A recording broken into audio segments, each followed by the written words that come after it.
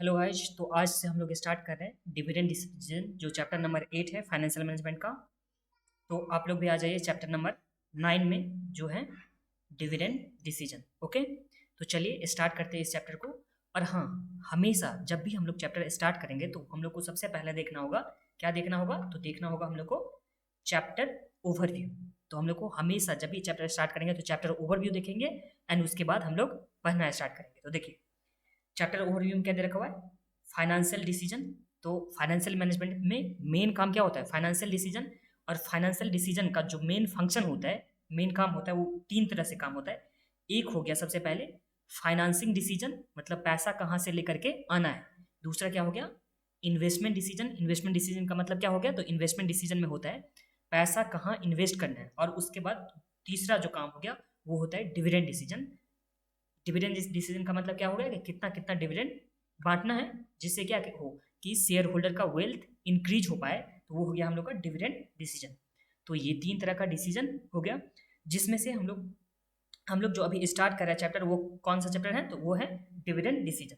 अब ध्यान दीजिए, डिविडेंड डिसीजन में हम लोग को पांच तरह का थ्योरी पढ़ना है। मतलब थ्योरी में कितने तरह का थ्योरी पढ़ना है हम लोग को, तो पांच थ्योरी पढ़ना है।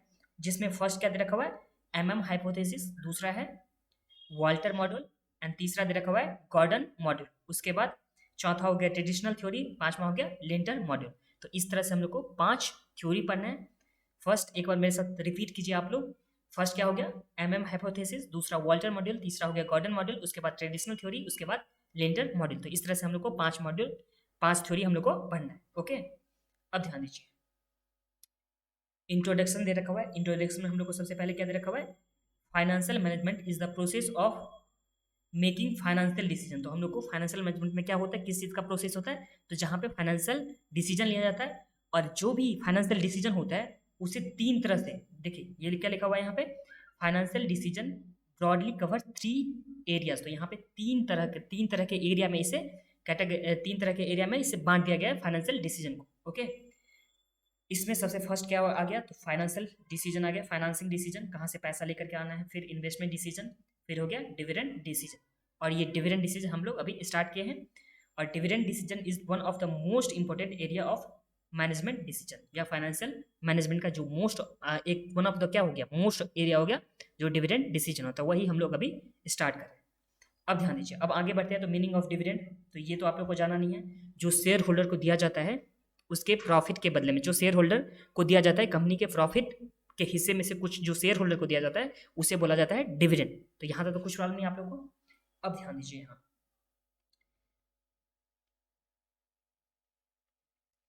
ये देखिए यहाँ पे प्रॉफिट आफ्टर टैक्स।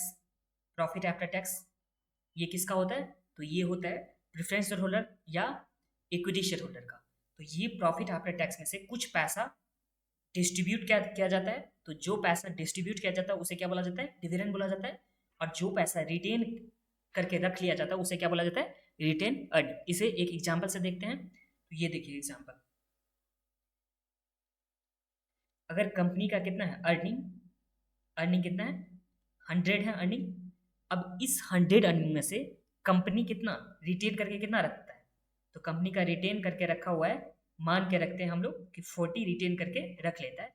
तो बचा हुआ जो 60 डिस्ट्रीब्यूट करता है, क्या करता है, डिस्ट्रीब्यूट करता है। तो ये जो 60 हो गया वो क्या होता है, डिविडेंड होता है। तो यहाँ तक तो कुछ प्रॉब्लम नहीं है आप लोग को। अब जब आगे बढ़ते हैं तो ये क्या हो गया, लॉन्ग टर्म फाइनेंशियल डिसीजन, ये सब रहने देते हैं बिकॉज ये थ्योरी थ्योरी पार्ट हो गया। आगे आ जाइए आप लोग डायरेक्ट, यहाँ आ जाइए इस पॉइंट पे 9.5 में आ जाइए, जिसमें क्या लिखा हुआ है 9.5 में, relationship between retain earning and growth. तो देखिए रिटेन अर्निंग और ग्रोथ में क्या रिलेशन होता है वो हम लोग देखने वाले हैं। अब ध्यान दीजिए, जब तक कंपनी का मान लो अर्निंग कितना दे रखा हुआ है, एग्जांपल से ही समझते हैं इसे भी। कंपनी का अर्निंग है ₹100, यहाँ तो कुछ प्रॉब्लम नहीं है। जिसमें से रिटेन कितना करके रखा गया था, रिटेन अर्निंग कितना था, रिटेन अर्निंग था 40 और डिस्ट्रीब्यूट कितना कर दिया, तो डिस्ट्रीब्यूट कर दिया यहाँ पे 60। तो यहाँ तो कुछ प्रॉब्लम नहीं आप लोग को। कंपनी का अर्निंग था 100, जिसमें से रिटेन अर्निंग था 40 और डिस्ट्रीब्यूट कितना कर दिया गया, तो डिस्ट्रीब्यूट यहाँ पे 60 कर दिया गया है। अब ये जो 60 डिस्ट्रीब्यूट कर दिया है तो ये तो कंपनी के पास अब नहीं है, तो कंपनी के पास कौन सा पैसा है, तो कंपनी के पास ये जो 40 दे रखा हुआ है वो कंपनी के पास है। अब ये 40 कंपनी इन्वेस्ट करके, कहीं पे इन्वेस्ट करके इस पे क्या कर सकता है, इस पे प्रॉफिट कमा सकता है। तो जो रिटेन अर्निंग होता है, क्या होता है, रिटेन अर्निंग होता है उस पे जो उसे उस पर जब जो क्या करके उसे इन्वेस्ट करके उस पे जो रिटर्न कमाता है वही क्या आ गया, ग्रोथ से, वही क्या होता है, कंपनी का ग्रोथ होता है। देखिए पहले कंपनी के पास था 100, कंपनी का वर्थ कितना था, नेटवर्थ मानते हैं 100 था, ओके। अब यहाँ रिटेन करके कितना रख लिया गया, रिटेन करके 40 रख लिया गया, ओके। अब इस 40 पे कंपनी कुछ ना कुछ तो रिटर्न कमाएगी, तो जो रिटर्न हो गया वो क्या बोला बोला जाता है, रेट ऑफ रिटर्न, आर से जिसे दिखाया गया है। तो अगर मान के रखो इस पे 10% कंपनी क्या करता है, अर्निंग करता है। देखिए कंपनी के पास 100 रुपीज़ था, जो देखिए 100 रुपीज़ था जो अर्निंग था कंपनी का, उसके बाद रिटर्न अर्निंग था 40, उसके बाद डिविडेंड कितना का डिस्ट्रीब्यूट हुआ था, 60 का हुआ था। अब इस जो 40 कंपनी के पास है, कंपनी के पास 40 है, उस पर कंपनी कुछ ना कुछ पैसा कमाएगी, तो उस पर मान के रखे, हम लोग मान के रखते हैं कि 10% कंपनी कमा रही है। तो इस तरह से कंपनी के पास ये जो 40 रहा उस पर कितना रुपया कमा लिया कंपनी, तो कंपनी 4 रुपया कमा लिया, 4 रुपीज़। अब यहाँ जो 60 था डिविडेंड के रूप में बांट दिया गया था, डिविडेंड के रूप में बांट दिया गया था, तो उस पर तो कंपनी नहीं कमा रही है, तो कंपनी किस पे कमा रही है, तो जो रिटेन अर्निंग करके रखा गया था, रिटेन करके रखा गया था कंपनी में, उसी पे तो कंपनी कमा रही है ना, तो वही क्या हो गया, ग्रोथ। ये जो आ गया 4 जो आ गया वो क्या हो गया, ग्रोथ हो गया। तो ग्रोथ को इस तरह से फॉर्मुला में दिखाया गया। ग्रोथ के लिए फॉर्मुला क्या दे रखा हुआ है, तो ये देखिए ग्रोथ के लिए हम लोग को फॉर्मुला दे रखा हुआ है, ग्रोथ जिसे जी से डिनोट किया जाता है, तो ग्रोथ इज इक्वल टू क्या है, बी आर। और बी यहाँ पे क्या हो गया, रिटेंशन रेशियो, कि कितना कंपनी अपने पास पैसा रख लेती है। तो जो पैसा रखे रहती है उसी पे तो कंपनी कमा पाएगी ना, तो ये हो गया रिटर्न अर्निंग, और उससे मल्टीप्लाई किया जाता है rate of return on investment. तो यही हो गया ग्रोथ के लिए। तो ग्रोथ तो आप लोग को समझ में आ गया। अब ये एग्जाम्पल देखिए, एग्जाम्पल नंबर 1, एग्जाम्पल नंबर 1 में क्या बोल रहे हैं यहाँ, suppose there are 2 companies A and B limited. तो यहाँ पे 2 कंपनी है A and B limited, having a capital employed of 50 lakh. तो यहाँ पे कैपिटल एम्प्लॉयड कितना दे रखा हुआ है, इसका 50 लाख दे रखा हुआ है। In terms of equity share of ₹100 is and earning at the rate 20%। तो यहाँ पे कंपनी का अर्निंग कितना परसेंट दे रखा हुआ है, 20%। Both has same capital structure and same return on investment but different dividend policy. तो यहाँ पे ये हम लोग के पास सिचुएशन दे दिया, कंपनी ए है कंपनी बी है, तो 2 कंपनी हम लोग के पास हो गया, कंपनी ए हो गया कंपनी बी हो गया, जिसका नेटवर्थ हम लोग को कितना दे रखा हुआ है, तो नेटवर्थ दे रखा हुआ है हम लोग को 50 लाख। और अर्निंग कितना है, तो अर्निंग यहाँ पे दे रखा हुआ है 20% बोथ कंपनी के लिए। और इस बोथ कंपनी का डिविडेंड का जो पॉलिसी है वो डिफरेंट है, ओके। अब यहाँ देखिए, A limited distribute 100% of its earning where B limited only 50%। तो यहाँ पे ए लिमिटेड का जो भी अर्निंग होता है उसका 100% क्या कर रहा है, 100% डिस्ट्रीब्यूट कर देता है, किसको, शेयर होल्डर को। जबकि यहाँ पे बी लिमिटेड है वो सिर्फ 50% डिस्ट्रीब्यूट करता है। तो इस केस में देखिए अर्निंग हम लोग का कितना हो गया, तो अर्निंग निकालने के लिए हम लोग क्या करेंगे, यहाँ पे earning is equal to 50 lakh, तो नेटवर्थ है कंपनी का, ये रहा हम लोग के पास 50 लाख, क्या हो गया, नेटवर्थ हो गया। अब इस नेटवर्थ पे कंपनी कितना कमा रही है, तो इस नेटवर्थ पे कंपनी 20% अर्न कर रही है। तो 50 लाख का 20% कितना हो गया, तो 50 लाख का 20% हम लोग निकालेंगे, 50 इंटू 20%, तो ये कंपनी का अर्निंग कितना हो गया, 10 लाख। तो ये कंपनी ए का भी अर्निंग हो गया, कंपनी बी का भी अर्निंग कितना हो गया, 10 लाख हो गया।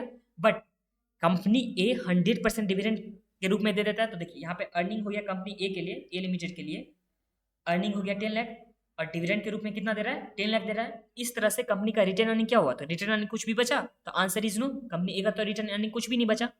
और केस बी में देखिए, जो कंपनी बी दे रखा हुआ है उसमें देखिए कंपनी के पास अर्निंग कितना का दे रखा हुआ है, तो अर्निंग 10 लाख है, और डिविडेंड के रूप में कितना परसेंट, तो यहाँ पे डिविडेंड के रूप में 50% ही बांटता है। तो 10 लाख का 50% कितना हो जाएगा, तो 5 लाख हो जाएगा। तो 5 लाख डिविडेंड के रूप में बांट दिया।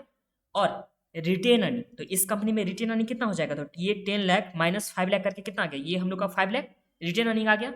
तो इस रिटेन अर्निंग जो 5 लाख है उसी पे ये कंपनी क्या कर सकती है, एक्स्ट्रा पैसा कमा सकती है। तो यही क्या हो जाएगा, इस कंपनी के लिए ग्रोथ हो जाएगा। तो देखिए एडजस्टिंग कैपिटल कितना था, 50 लाख था। रिटेन अर्निंग फर्स्ट केस में तो कुछ भी नहीं हुआ था, जो कंपनी ए का था, यहाँ पे ए का लिख देते हैं, यहाँ बी। तो ए लिमिटेड का अर्निंग कितना था, तो अर्निंग था यहाँ पे यहाँ पे कैपिटल कितना दे रखा होता, तो कैपिटल 50 लाख। रिटेन अर्निंग तो यहाँ पे कुछ भी नहीं था, तो इस तरह से टोटल कैपिटल कितना हो गया, तो 50 लाख ही हुआ, जिस पे अर्निंग कितना हुआ 20%, तो यहाँ पे सिर्फ 10 लाख। जैसे बी लिमिटेड में देखिए एग्जिस्टिंग कंपनी कितना था, एग्जिस्टिंग कैपिटल कितना था, तो यहाँ पे 50 लाख था दोनों कंपनी की केस में। बट यहाँ बी लिमिटेड का क्या था, रिटेन अर्निंग था। रिटेन अर्निंग कितना परसेंट था, तो रिटेन अर्निंग था अर्निंग का 50%, तो यहाँ पे 10 लाख का 50%, तो 10 लाख का 50% कितना आ गया, 5 लाख आ गया। इस तरह से टोटल कैपिटल एम्प्लॉयड कितना आ गया, तो टोटल कैपिटल एम्प्लॉयड 55 लाख। कैसे, तो यहाँ पे 50 लाख प्लस 5 लाख मिला करके कितना हो गया 55 लाख। और इस 55 लाख पे नेक्स्ट ईयर जो अर्निंग होगा, जो अर्निंग हो रहा है यहाँ पे, तो वो 20%, तो 55 लाख इंटू 20%, तो ये कितना आ गया 11 लाख। तो ये समझ में आ गया आप लोगों को। ये जो अर्निंग इंक्रीज हो रहा है, अर्निंग इंक्रीज कब हो रहा है, जब यहाँ रिटेन अर्निंग हुआ था तब अर्निंग यहाँ पे इंक्रीज हो रहा है। ओके, अब हम लोग नेक्स्ट वीडियो में करने वाले हैं नेक्स्ट।